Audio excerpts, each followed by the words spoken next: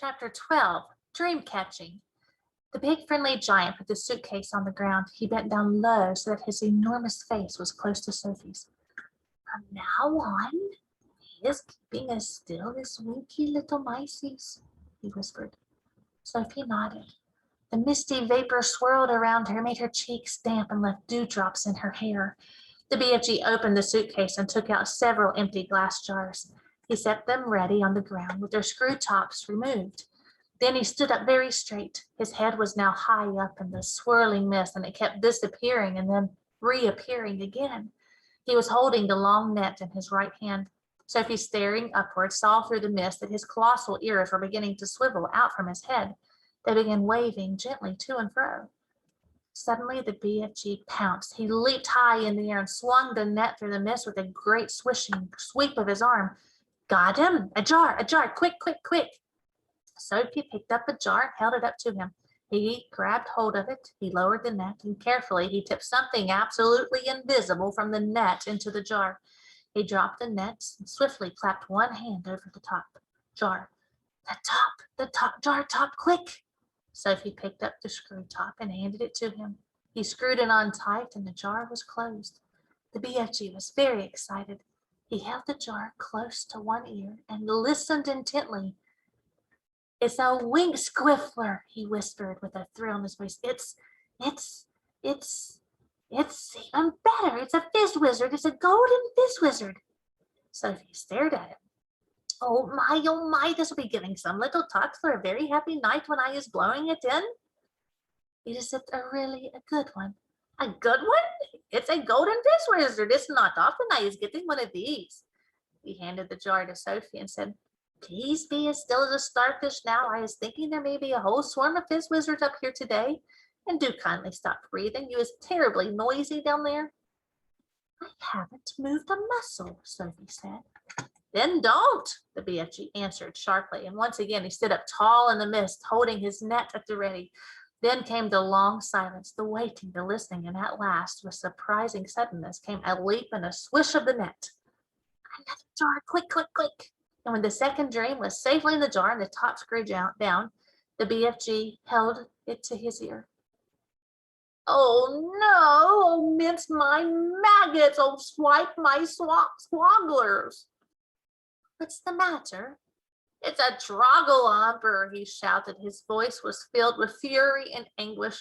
Oh, save our solos, deliver us from weasels. The devil's dancing on my dibbler. What are you talking about? Sophie said, and the BFG was getting more distressed by every moment. Oh, bash my eye bones, he cried, waving the jar in the air. Oh, I come all this way to get lovely golden dreams, and what is I catching? What are you catching? Sophie said. I is catching a frightsome trogglehumper. This is a bad dream. It is worse than a bad dream. It's a nightmare. Oh dear, what will you do with it? I is never letting it go. If I do, then some poor little toddler will be having the most curd-bloodling time. This one's a real kicksy bog thumper. It is exploding. I is exploding it as soon as I is getting home. Nightmares are horrible. I had one once and I woke up sweating all over. With this one, you will be waking up screaming all over. This one would make your teeth stand on end.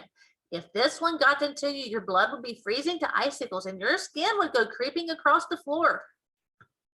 Is it as bad as that? It's worse. This is a real wopsy grop switcher. You said it was a trogglehumper. It is a trogglehumper, but it is also a bog thumper and a grobble switcher. It is all three riddled into one. Oh, I is so glad I is clutching it tight. Ah, a wicked beastie you, he cried, holding the jar and staring into it. Nevermore is you going to be bunk doodling the poor little human beanie toddlers. Sophie, who was also staring into the glass jar, cried out, I can see it. There's something in there. Of course there is something in there. You is looking at the frightsome trogglehumper. But you told me dreams were invisible. They is always invisible until they is captured, and after they is losing a little their invisibility. We is seeing this one very clearly. Inside the jar, Sophie could see the faint scarlet outline of something that looked like a mixture between a blob of gas and a bubble of jelly. It was moving violently, thrashing against the sides of the jar in forever changing shape. It is wiggling all over the place. It's fighting to get out. It'll bash itself to bits, Sophie said. The nastier the dream, the angrier it is getting when it is in prison. It is the same with wild animals. If an animal is very fierce and you is putting it in a cage, it will make a tremendous rungle-dumpus. If it is a nice animal like a cockatoodle-loo or a fruggle-frump, it will sit quietly. Dreams is exactly the same. This one is a nasty, fierce, bog-rotting nightmare. Just look at him splashing himself against the glass. It's quite frightening. I would be hating to get this one inside of me on a darksome night. So would I. The BFG started putting the bottles back into the suitcase. Is that all? Are we going? I is so upset by this troggle-humping, bog-thumping grub switcher that I is not wishing to go on. Dream catching is finished for today. Soon, Sophie was back in the waistcoat pocket of the BFG, and the BFG was racing home as fast as he could go. When at last they emerged out of the mist and came again on to the hot yellow wasteland, all the other giants were sprawled out on the ground, fast asleep.